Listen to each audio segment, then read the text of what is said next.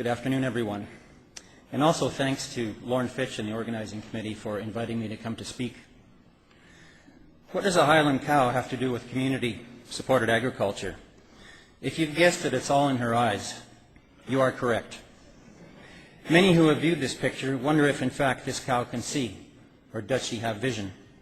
In order to attract the attention of consumers to purchase the food that we grow and raise, I believe that we farmers have to assume that perhaps consumers cannot see clearly or do not have a vision of how important their support is to the future of sustainable agriculture. Community-supported agriculture became popular in the United States during the 1990s and has caught on here in Canada as well. It evolved as a result of consumers and people who raise and grow food, developing a food system based on principles of social justice, economic viability, and ecology. The best evidence available that illustrates its success is the boom in farmers markets and the increasing number of conferences that are held each year right across this country. Farmers, ranchers, and market gardeners that raise and grow food in corridors surrounding cities have proven that they can compete with the gigantic food corporate system. However, it's been a struggle, and let there be no mistake that it will continue to be a challenge. These farmers are providing a variety of niches that the discerning consumer can choose from.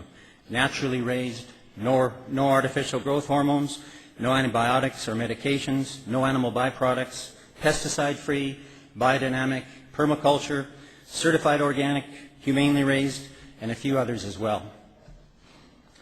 Adding stewardship to the various niches offers consumers another reason to buy what they raise and grow. Over the next few minutes, I will show you what we raise on our farm and the model that we use. I will explain what influenced our stewardship ethic and introduce you to some of the people and partnerships that are the cornerstone of how stewardship has evolved on our farm. Also, by adding stewardship as a value to everything that we raise, you will see some of the results that are happening on the land.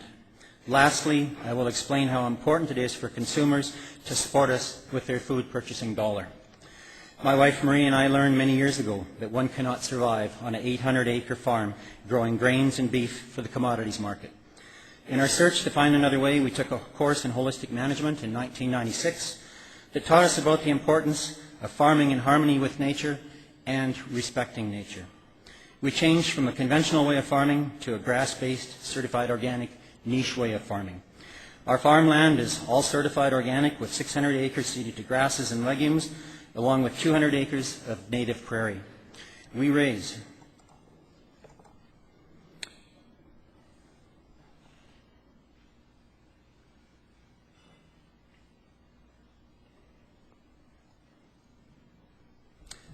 We have a small herd of Angus, Galloway, and Highland cows that live totally off forages with no grain in their diet.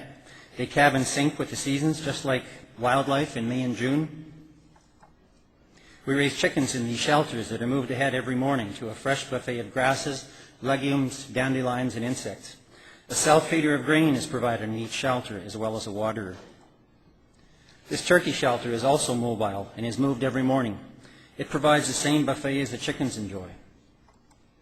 The laying hens are also moved daily, and the egg yolks have a bright yellow glow that reveals the influence of eating forages. Not many people realize that hogs also enjoy forages. One of the great joys that a pig has is to root, and this model of raising them allows them to do just that. These shelters have waterers and a grain self-feeder and are moved ahead to fresh pasture twice per day. We also custom graze cattle for other farmers and ranchers. All of the feed is purchased from off the farm, run through our livestock, and the land benefits from the manure. We direct market poultry, pork, and beef from the farm gate. This allows us the opportunity to show our customers how and why we farm the way we do. The next influence on our farm and how it has evolved happened in 2001. A lady with a vision for a healthy watershed convinced a number of farmers and ranchers to start a watershed group in our county. This initiative allowed farmers and ranchers to go back to school, so to speak, and we never even had to leave the farm. We became reacquainted with the land in a way that helped us become more intimate with it. It was a case of when the student is ready, the teachers appear. We have three major partners. Cows and Fish taught us about the importance, health, and function of riparian areas. Ducks Unlimited extolled the virtues of wetlands. PFRA, which stands for Prairie Farm Rehabilitation Administration, taught us about water quality and quantity, soil conservation, and the importance of trees. By working closely with these organizations, the word stewardship started to creep into our vocabulary, and our farm started to put forth a new face.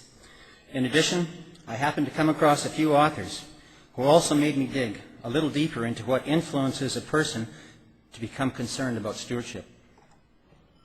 Edward O. Wilson, the well-known zoologist, tells that we all have biophilia, which means that we're all hardwired to care for nature.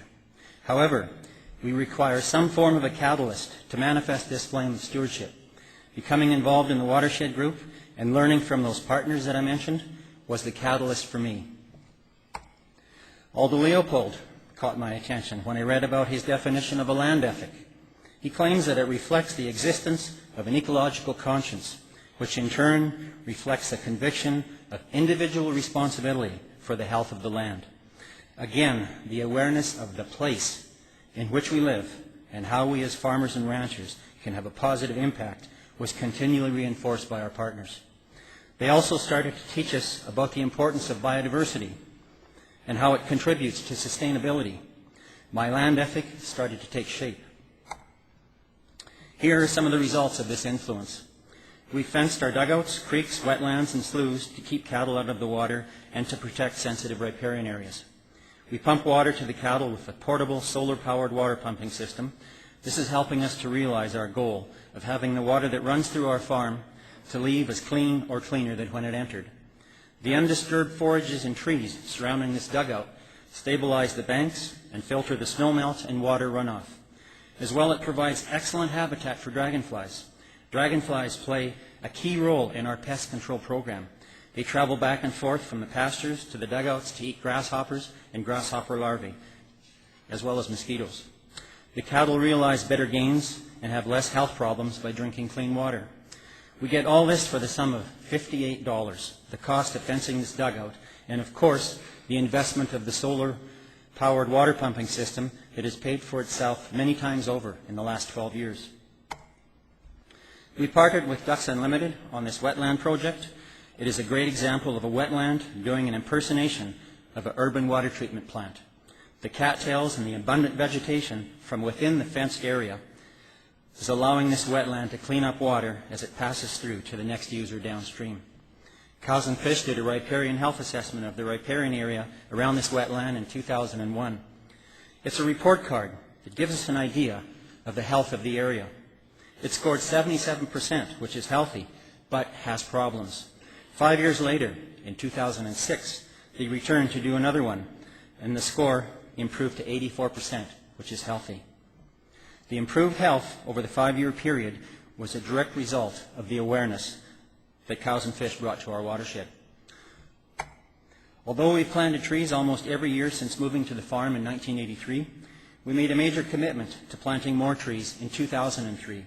Since then, we've planted over 40,000 trees, consisting of 16 different varieties. We planted 2-row shelter belts consisting of 1 row of maple or ash trees and 1 row of berry bushes around all 5 of our quarter sections. All of the trees that we have planted are fenced off from livestock and cover a total area of 55 acres. The blossoms on these chokecherry bushes attract pollinating insects, which in turn attract a variety of birds. If the birds decide to hang around for the summer and the fall, they can snack on these chokecherries. Some of the insects that are frequenting our shelter belt trees are also pollinating the wild flowers like these roses, the floral album of Alberta. They also pollinate the grasses and the legumes in our pastures, as well as the sunflowers in our garden. Please remember that every third bite of food that you had today depends on a pollinating insect. And I think Einstein said that once we lose our pollinating insects, we've got 5 years. Wildlife also use these tree corridors to move around our farm and to cross to neighboring farms. The trees trap snow in the winter and sequester carbon during the growing season. This translates into water in the spring, which helps our pastures to grow and also replenishes the aquifer